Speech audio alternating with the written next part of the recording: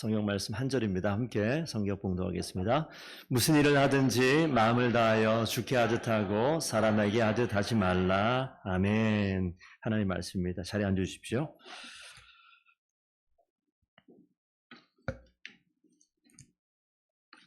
지난주에 이어서 골로새서 말씀, 성경 한 본문을 가지고 우리 함께 말씀을 나누고자 합니다. 신명기 말씀 가운데 성도님께서 좀 잘 아시는 말씀일 것 같은데 이 말씀 한번 읽고 좀 보겠습니다. 1절을 여러분 읽어주시고 7절은 제가 읽겠습니다. 한번 시작.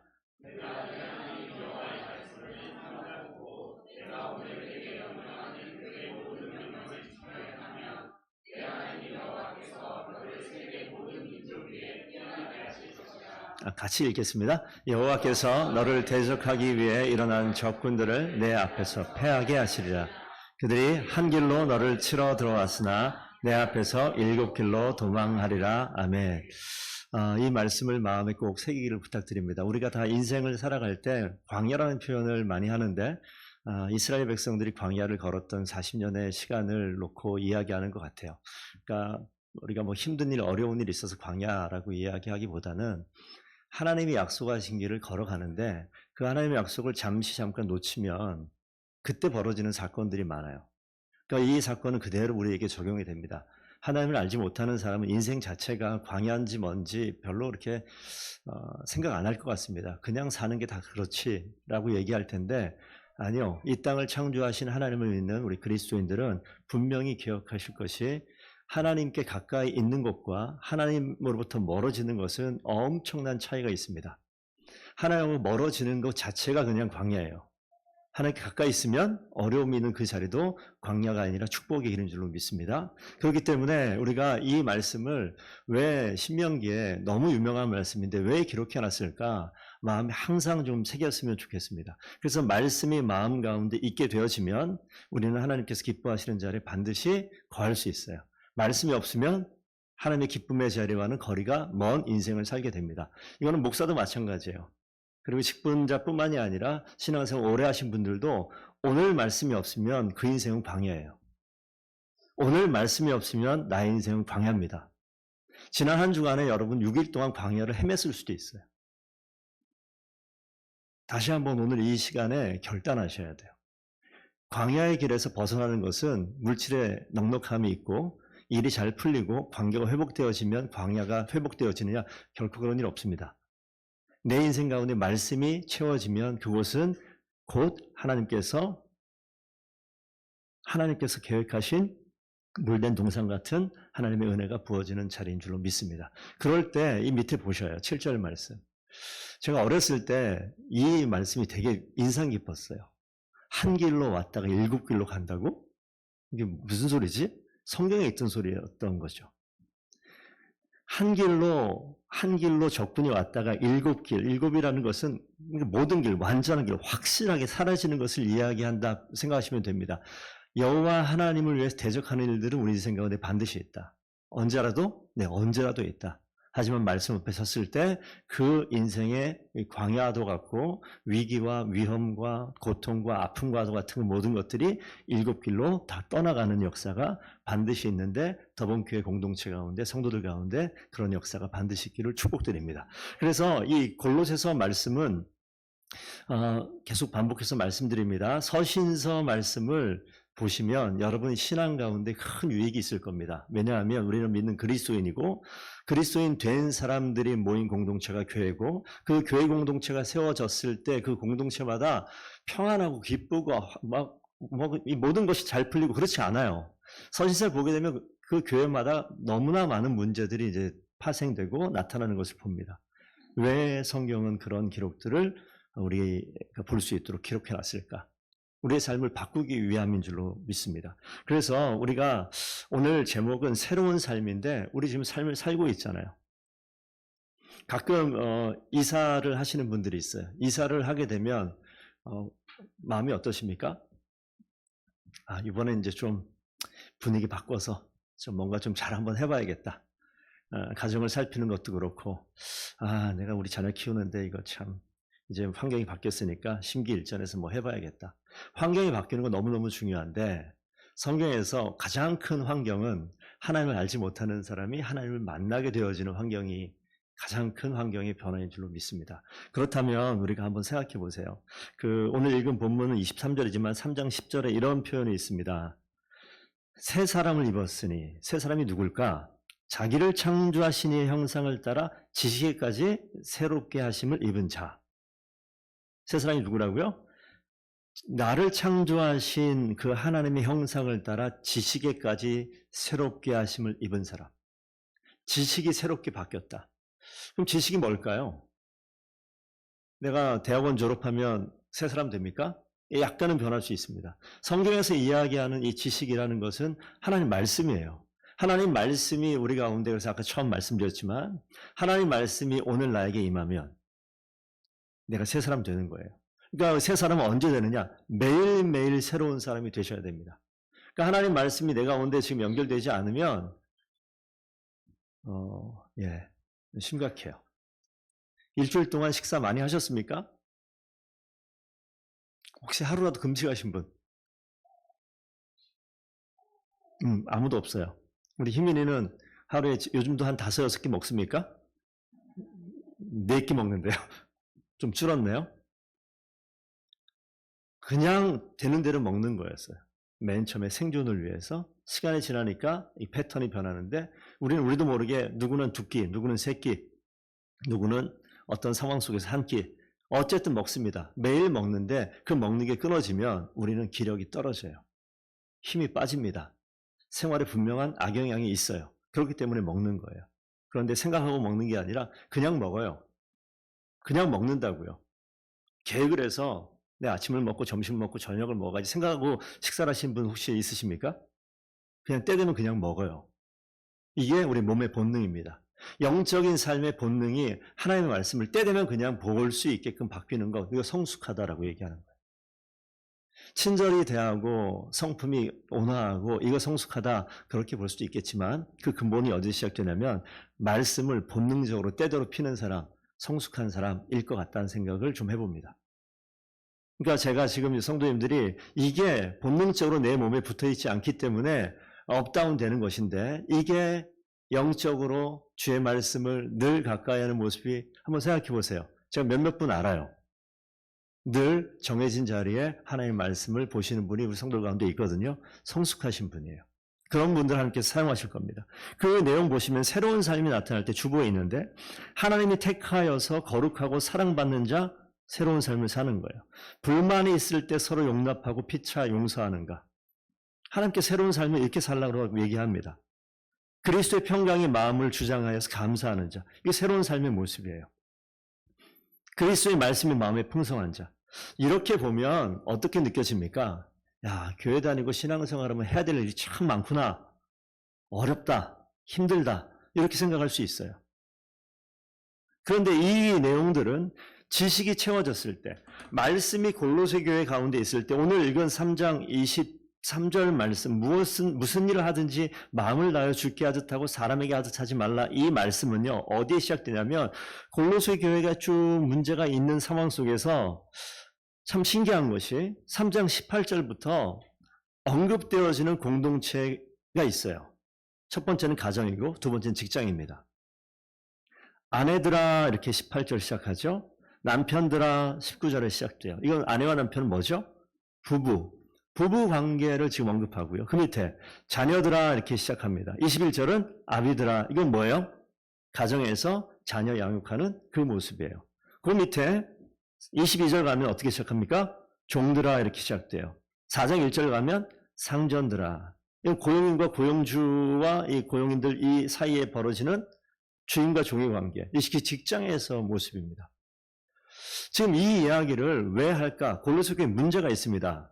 무슨 문제냐면 18절 보면 아내들아 남편에게 복종하라. 이는 주 안에서 마땅하니라. 아멘? 우리 자매님들, 우리 여자 성도님들 한번 그냥 속는 셈 치고 한번 아멘해 주십시오. 아내들아 남편에게 복종하라. 이는 주 안에서 마땅하니라. 아멘. 이거 왜 써놨을까요? 조금만 생각해 보세요. 왜 써놨을까요? 복종해 안 해요? 안 하니까 하라고 얘기하는 거 아니겠습니까? 그럼 밑으로 가볼게요. 남편들아, 아내를 사랑하며 괴롭게 하지 말라. 네, 남편들, 남자들 좀 크게 하면 아내를 괴롭게 하지 말고 아내를 넘치도록 사랑해라. 김태원 집사님, 빨리 아멘 하세요. 네. 왜 그럴까요? 안 하니까. 아내를 괴롭게 하니까 그러지 말라라고 얘기하는 거예요. 자녀들 양육을 뭐라고 합니까? 자녀들에게 모든 일에 부모에게 순종하라. 이는 주 안에서 기쁘게 하는 것이니라. 함께 아멘을 봅시다. 우리 누군가의 자녀입니다. 아멘. 아멘. 그러면 아비들이 뭐라고 얘기합니까? 자녀들을 노엽게 하지 말라. 낙심한다. 애들한테 분노를 쏟아내지 마라. 애들 낙심한다. 잘못 자란다. 이게 뭐예요? 그렇게 하고 있다라는 거예요. 이 골로새 교회의 문제입니다. 근데 이 교회 처음 생겨난 이 신생 교회의 문제들 가운데 이 환경을 보면 어디예요? 가정이에요. 하나님이 창조하셨을 때 맨 처음 만든 공동체 남자와 여자, 이게 가정이에요. 그럼 여기에서 이야기하는 가정을 처음 이야기하는 건 뭐냐면 처음부터 밑바닥부터 창조 때부터 하나님께서 온전한 그 부분을 건드리고 있는 부분입니다. 그런데 우리가 지금 옆에 부부가 앉아 계신 분들 계신데 그 분을 어떤 상황 속에서 만나서 부부로 10년, 20년, 30년 살아가고 계시는 과정 중에 있으세요? 한번 우리의 지난 시간을 한번 생각해 봅시다. 우리 아내 되신 우리 여자 성도님들 남편에게 복종이 쉽던가요? 쉽지 않죠. 에베소서 말씀 가면 이거보다 좀 더 신랄하게 나와 있잖아요. 그리스도가 어디에게 하듯 교회에게 하듯. 이건 뭐냐면 아내를 위해서 목숨을 내놓으라는 이야기예요. 그러니까 사랑과 복종, 그러니까 남편이 좀 편안해. 이 편한 게 아니에요. 아내는 그냥 복종에 따라가면 되지만 남편은 목숨을 내놔야 돼요. 이게 상관관계에 연결되어져 있는 겁니다. 그러니까 남편들은 아내를 위해서 목숨을 버릴 각오와 고백을 이 시간 하나님 앞에 하시기를 부탁드립니다. 남편들이여, 아내를 사랑하십시오. 이 뒤에 뭐가 있다고요? 목숨을 내놓고 사랑하십시오. 왜 아멘 안 하는 거죠? 네. 목숨을 내놓고 사랑. 그렇게 되어지면 이게 골로새 교회 가운데 이게 근심거린 거예요. 항상 이런 상황을 이야기하면 지금 현재 교회, 이건 골로새 교회만의 문제는 아니거든요. 성도님들의 부부관계는 어떻습니까? 여러분의 자녀 양육을 어떻게 하고 계십니까? 직장에서는 어떻습니까? 이런 우리의 문제인 거죠. 근심으로 다가와요.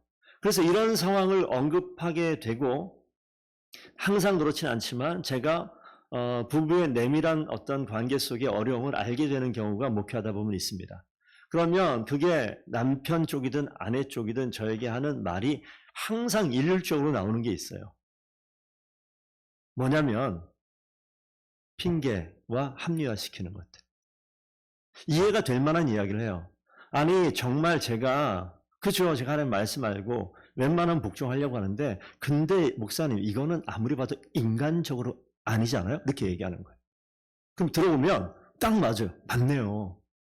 라고 얘기 안 하면 박차고 떠납니다. 저 목사 내 말을 못 알아듣는 것 같아. 가버릴 수 있어요. 근데 지금 중요한 것은 내가 내 내면에 억울함이 있고 그럴 만한 상황이라는 게 충분히 보여요.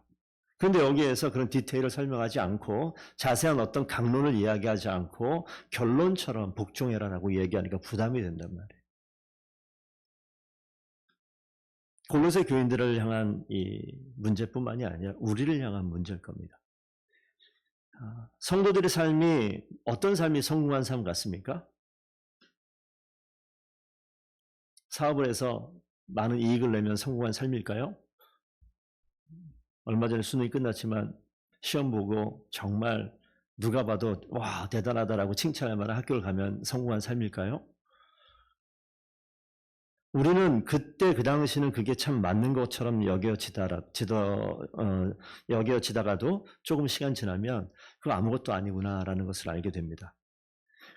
하나님께서 원하신 우리의 삶의 정말 성공은 하나님 앞에서 신실함이에요. 변하지 않는 신실함. 말씀이 내 가운데 왔는데 말씀을 잘 지켜냅니까?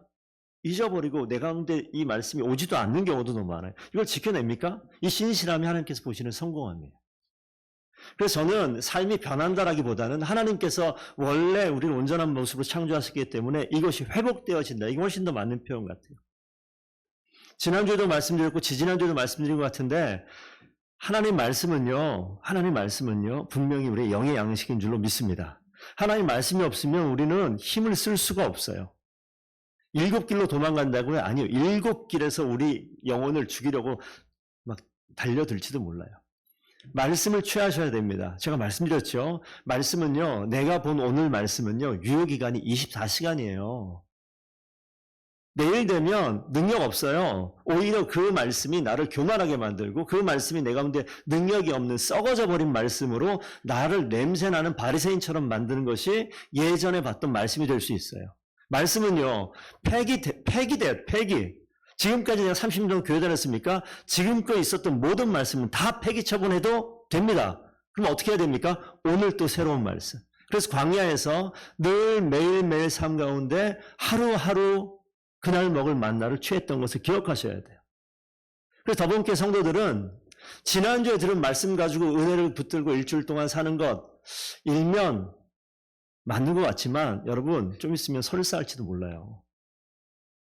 여러분 매일매일 삶 가운데 짧든지 양이 많지 않아도 됩니다.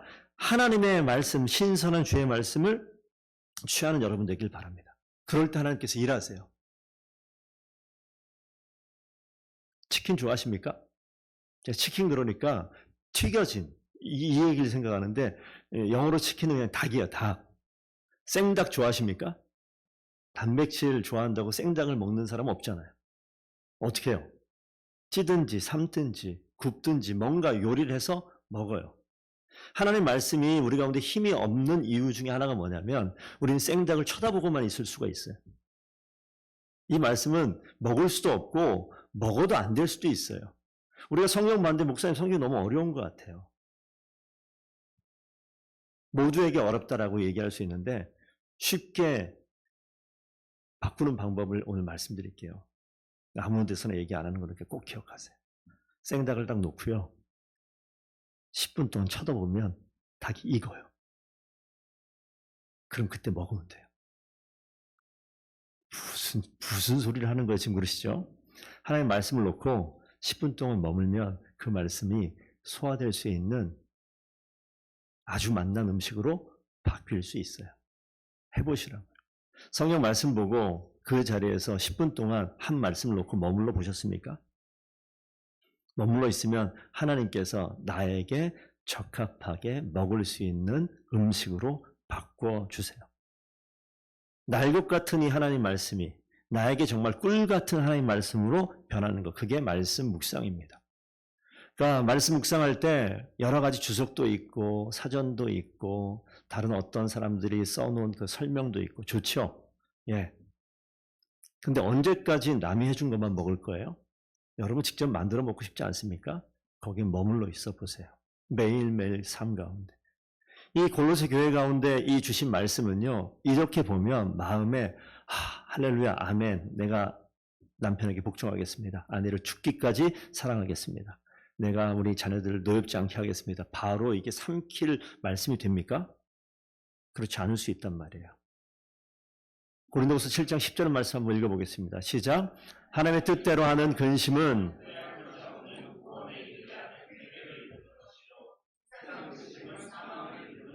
하나님의 뜻대로 하는 근심은 회개를 이루고 구원에 이르게 하는 살려내는 근심인 거예요.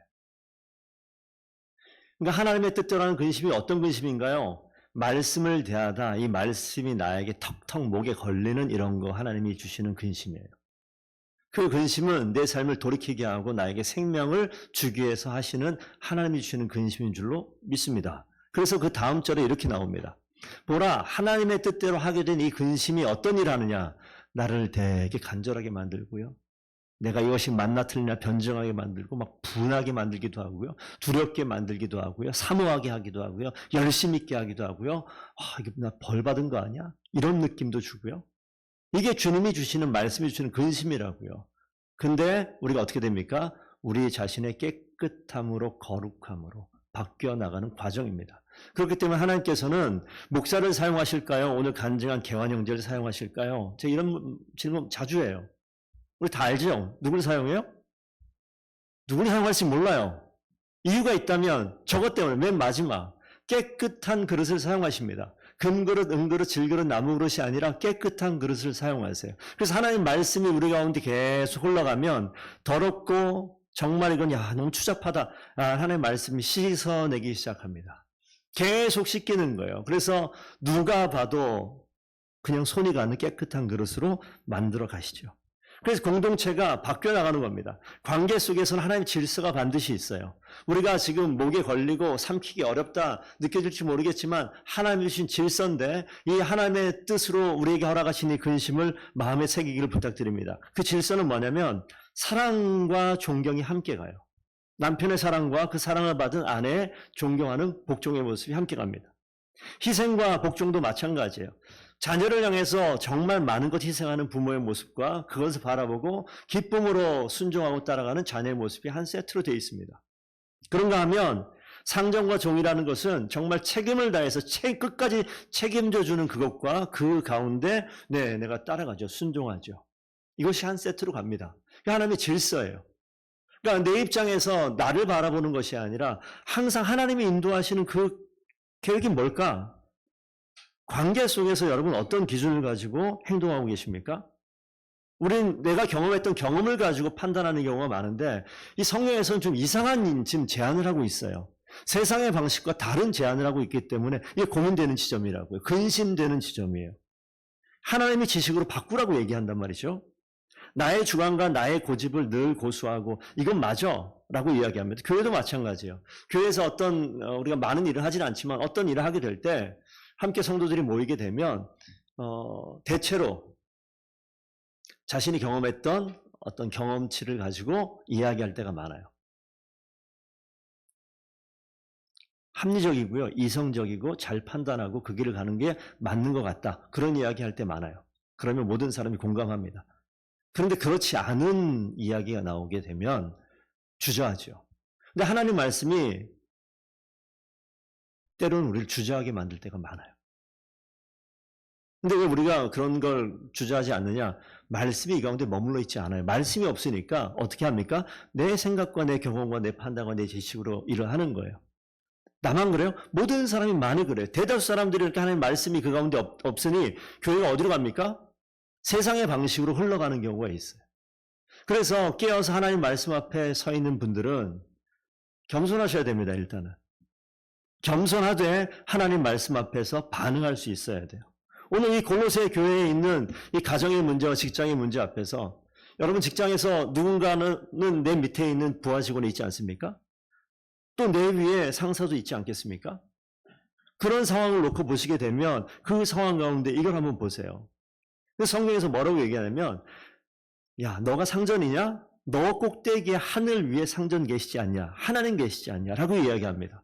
그래서 하나님 앞에 내가 어떤 태도로 임해야 되는가 이야기하는 거예요. 이 말씀을 공동체를 세워나가는 이 과정 가운데 분명히 교회 공동체에 주는데 교회 얘기는 여기 지금 없어요. 교회 얘기가 없고 어디 얘기가 있어요? 가정과 직장 이야기하는 거예요. 교회 밖에 우리가 일하는 그 일터와도 같은 그곳에서 벌어질 만한 일들. 그 공동체 속에서 벌어질 수 있는 관계의 문제, 갈등의 문제, 근심이 될 만한 문제를 지금 언급하고 있단 말이죠. 우리 더번교회 성도들은 이걸 잘 생각하셔야 돼요. 우리가 길거리에 나가서 전도하는 방법은 여러 가지 있겠습니다만 우리 일터에 가게 되면 모든 사람이 그리스도인 아닌 경우가 많겠죠. 요즘 학생들 가면 25명이면 1명 교회 다닌다라고 얘기하는 통계가 이게 벌써 꽤 된 이야기인데 어떻게 할까요? 어떻게 전도할까요? 다른 방식으로 살아내는 이 모습. 가정은 그렇다 치고 직장에 가서 종과 상전 가운데 이거 이 23절 이후의 말씀만 보시면 우리가 좀 고민할 부분이 하나 있습니다. 24절 한번 보세요. 3장 24절. 화면에 안 뜹니다. 성경을 보십시오. 무슨 일을 하든지 마음을 다해 주께 하듯 하고 사람에게 하듯 하지 말라. 이게 앞뒤가 안 맞잖아요. 사람에게 하는데 지금 누구에게 대하듯 하라고요? 사람에게 대하는데 성경은 뭐라고 얘기하냐면 죽게 하듯 하라라고 이야기합니다. 아니, 내 앞에 있는데 사람인데, 내 앞에 있는데 상전인데, 내 앞에 있는데 종인데, 내 밑에 부하 직원인데 누구에게 하듯 죽게 하듯 하라라고 이야기를 하니까 이게 현실하고 전혀 현실 감각이 없는 하나님 말씀이고 현실은 현실이다라고 얘기할 수 있는 그러한 근거가 여기 있지 않을까요? 근데 성경은 이야기하는 거예요. 그런 말씀이 내 가운데 삶의 지표가 되면 이게 지금 맞잖아요. 그러면 24절에 이는 기업의 상을 주께 받을 줄 아나니. 이 상이라는 게 뭐냐면 일한 임금을 이야기하는 단어예요. 일한 만큼 우리가 하루 종일 일하면 일한 대가를 받잖아요. 그럼 누구한테 받아요? 나 일 시킨 사람한테 돈을 받는 거죠. 근데 여기 성경이 뭐라고 얘기합니까? 그 상을 누구에게 받아요? 주님께 받는다고요. 그러니까 저를 좀 보시죠. 이게 성경에서 이야기하는 우리가 논리적으로 상식적으로 생각하는 것과 부딪히는 부분입니다. 내가 일터에서 일하면 직장에서 일하면 누가 나에게 월급을 주나요? 사장이 주죠. 그러니까 사장에게 지금 내가 잘 보여야 되는데 오늘 성경 말씀 보니까 너의 임금은 사장이 주는 게 아니라 누가 준다? 하나님이 주신다라고 이야기하고 있어요. 말도 안 되는 소리를 지금 성경에 써놨네. 이게 뭘까요? 이게 무슨 소리일까요? 우리 인생의 삶의 자리에 삶을 주관하는 주관자가 누구예요? 하나님이세요. 하나님께서 내가 일하는 일터와 하나님께서 내가 속해 있는 가정과 하나님께서 내가 관계 맺는 모든 사람들 관계 속에서 이 일을 주관하는, 이 큰 일을 주관하는 큰 회사를 가게 되면 회장이라는 직함이 있는 적국대기 한 분 계시더라고요. 우리 직장 생활하는 우리 기업에 다니시는 분들 혹시 매일 출근하면 회장님 보십니까? 볼 일이 있어요, 없어요? 볼 일이 없어요. 근데 그 돈은 그 마지막 최종 결제는 누가요? 회장이 한단 말이에요. 그러니까 이 말은 함께 일하는 사람들이 있음에도 불구하고 이 모든 일을 주관하는 건 저 꼭대기에 있는 것. 맞죠? 오늘 이 말씀 그런 말씀입니다. 우리가 일상을 살고 있는데 분명히 내가 힘을 모아서 일을 하고 땀을 흘려서 일을 하고 거기에 대한 대가를 이 사장이 나에게 베푸는 것 같지만 아니요. 이 기업과 옆에 있는 기업과 이 좀 더 확장해 볼까요? 이 사회에 돌아가는 모든 구조와 이 나라와 민족과 이 모든 것을 적극적인 누가 계십니까? 하나님 그분이 통치하시고 다스리시는. 그래서 하나님의 마음에 합한 자리에 서는 건 너무 중요한 겁니다. 그래서 성경은요, 하나님이 원하시는 하나님의 생명의 말씀을 계속해서 말씀하고 계세요. 제가 얼마 전에 그 대상포진 걸렸을 때 병원 갔더니 의사가 처음 진단하고 잘 모르겠다고 얘기합니다.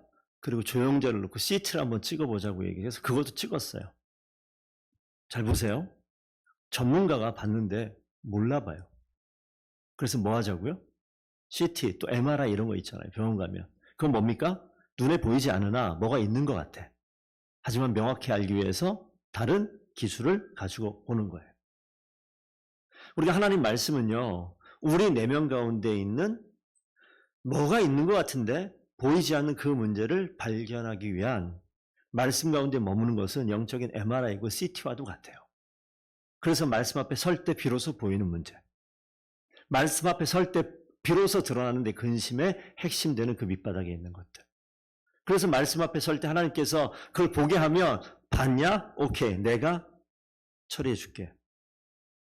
하나님 우리 집도입니다. 의사예요. 나를 담당하고 있는. 그리고 그 앞에 서는 것은 우리의 결단입니다. 그리고 그렇게 될 때 우리의 내면의 것이 드러나는 일들이 벌어지죠. 그때 하나님께서 그렇게 하는 과정까지를 내가 결정하게 만들어요. 그리고 그 앞에 온전하게 설 때 하나님께서 그 일을 해결하시죠. 회복시키는 거예요. 원래 모습으로. 그러면서 한 가지만 오늘 복음 말씀 맺겠습니다. 4장 2절 가면요. 이런 문제를 쫙 다 얘기한 다음에 4장 2절 한번 볼까요? 한 절 읽어주시겠습니다. 시작. 기도를 계속하고 기도에 감사함으로 깨어있으라. 왜 갑자기 기도 얘기가 나오죠? 왜 갑자기 기도 얘기 나와요?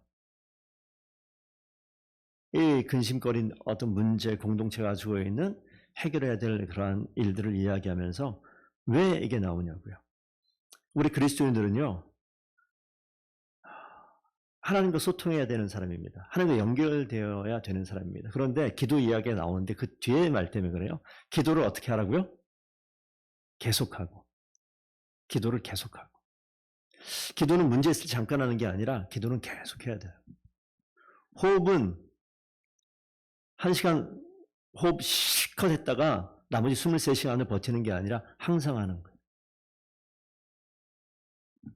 기도는 그렇기 때문에 계속하는 거예요. 우리 호흡하는데 무슨 힘들게 호흡하지 않잖아요. 하나님께 만들어 놓으셨다고요. 우리는 그래서 호흡하며 살아야 되는데 기도를 하되 계속하는 거예요. 중얼거리고 다니십시오. 어떤 권사님들은 그렇게 하잖아요. 뭐 깜짝 놀라, 아유 주여. 많이 보셨죠? 권사님 되시면 그렇게 하셔야 됩니다. 아이고 주여.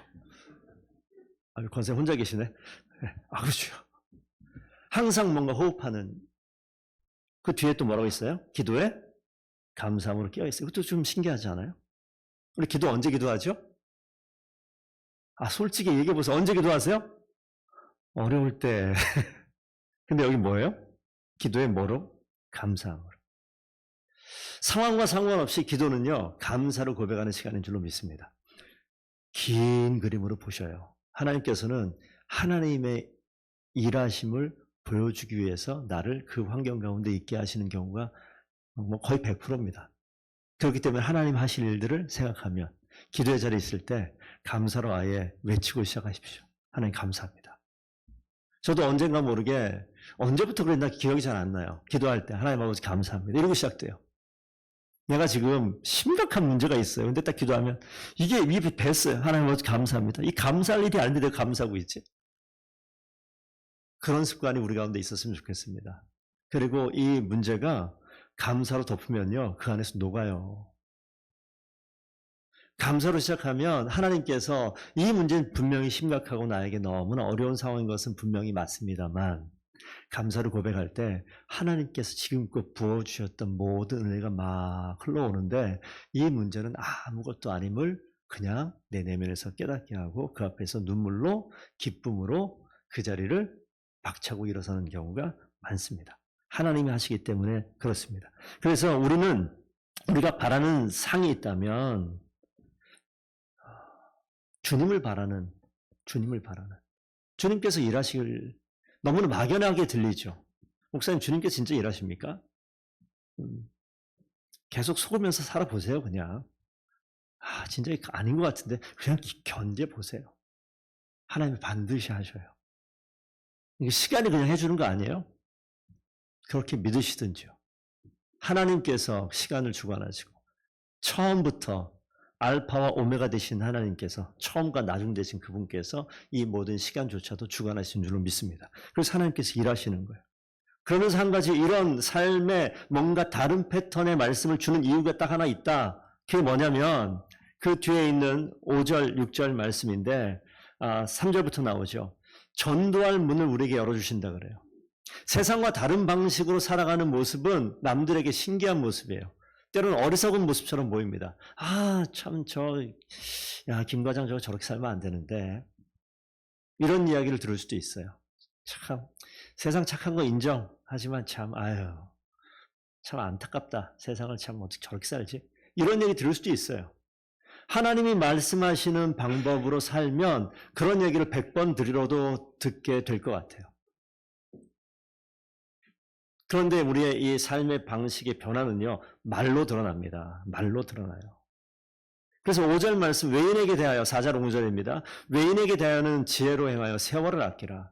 이게 세월 아끼라는 것이, 시간 없으니까 세월 아껴서 열심히 공부해라, 열심히 돈 벌어라, 이런 이야기가 아닌 거예요. 하나님을 알지 못하는 그 사람들을 만나는 시간이 나에게 이제 한정되어 있으니, 변화해져 있는 내 삶의 모습을 살아내는 것, 누구에게? 하나님 알지 못하는 사람에게 세월을 아껴서 그 모습을 보여주라라고 얘기하는 거예요. 세월 아껴서 구주사처럼 열심을 다해서 너는 진짜 하루 24시간에 48시간처럼 살아서 돈 열심히 벌어가지고 부자 돼야 돼, 세월 아껴야 돼, 이런 의미가 전혀 아닌 거예요. 하나님이 원하시는 방식대로 살아가며 그 방식을 하나님 알지 못하는 외인들에게 보여줄 시간이 없어. 세월 아껴서 그거 보여줘. 어떻게 해요? 말로써. 6절 너희 말을 항상 은혜 가운데 소금으로 맛을 낸 것 같이 하라. 정말 말 조심하십시오. 정말 말 조심하십시오. 입이 열리면 이 말이 사람을 살려내는, 진짜 이건 음식이 왜 이래 이게 맛이. 소금 여기 앞에 보시죠. 저를 좀 보세요. 제가 뭘 보여드리려고 그래요. 흑백 요리사. 지금 웃으시는 분들은 보신 분들인데, 그 전에 최연석이라고 있어요. 셰프. 그 사람의 그 시그니처 이 포즈가 뭔지 아시죠? 오! 이거잖아요, 이거. 딱! 소금. 말을 하려면 그런 말을 하세요. 그런 말 아니면 입을 다무세요. 지금 여기 나와 있는 이 말이 뭐냐면 항상 말을 은혜 가운데 소금으로 맛을 낸 거지. 음식 만들어 놓고 간 안 되면 그것처럼 진짜 쓰레기. 이거 어떻게 먹어? 근데 어떻게 한다고요? 잘 보세요. 딱 한 번. 그럼 어떻게 돼요? 이게 갑자기 맛있는데? 이렇게 돼요. 여러분의 입술을 통해서 나오는 말은요, 이런 말 되셔야 돼요. 사람을 살려내는 말. 내 말 한마디가 갈등을 해결하는, 근심을 사라지게 하는, 누가 주셨다고요? 하나님이 주신 말씀으로 인해서 내 가운데 들어와 있는 이 말씀은요, 모든 인생 가운데 뭔가 부족한데, 이게 뭐가 아닌 것 같은데, 여러분의 말 한마디가 소금이 되어서 그걸 살려내는 그 놀라운 역사가 나타나야 됩니다. 내 말인데 무슨 말이라고요? 하나님 말씀으로 말미암아 근심하고 고민하고 거기서 결정된 그 말 한마디. 그러니까 쓸데없는 말이 너무 많아요. 저도 말이 너무 많아요. 우리 아내만 웃고 있어요. 말이 너무 많아요. 줄여야 돼요. 말을 하려면 하나님 말씀을 담은 내 가운데 녹여진 그 말씀 한마디로 가정을 살려내고 남편과 아내를 살려내고 자녀를 기쁨으로 자라가게 하고 상전들이 우리를 봤을 때 꼭 필요한 존재로 인식하게 되고 내 부하 직원이 나를 봤을 때 부장님 회사 안 차리세요? 같이 한번 일합시다. 이런 이야기 나올 수 있게끔 하나님의 말씀으로 그렇게 살아낼 수 있는 저와 성도들 다 되기를 원합니다. 하나님의 질서를 따라갈 때 하나님께서는 그 가운데 새로운 삶을 살아가게끔 우리 인생을 바꾸시는 줄로 믿습니다. 더불게 모든 성도들이 그런 인생 살기를 축복드립니다. 기도하겠습니다. 아버지 하나님 감사드립니다. 하나님 교회마다 문제가 많습니다. 하나님 이 땅을 살아가는데 가정마다 어려움이 많이 있습니다. 자녀 양육이 쉽지가 않습니다. 직장 생활할 때 갈등이 너무 심합니다. 하나님이 모든 일을 함에 있어서 아버지 하나님 내가 세상의 방식과 인생의 경험으로 이 땅을 살아내는 것이 아니라 하나님 원하시는 뜻에 순종하며 주님이 주시는 근심 가운데 내 삶을 돌아보고 매일매일 공급되어지는 주의 말씀으로 이 땅을 살아낼 수 있는 저와 성도들 될 수 있도록 주님 축복하여 주시옵소서. 하나님 한 주간 매일매일 삶 가운데 영의 양식을 늘 공급받으며 하나님의 귀한 이 땅 가운데 꼭 필요한 소금과도 같은 주의 백성들 다 되게 하여 주시옵소서. 감사하며 예수님 이름으로 기도합니다. 아멘.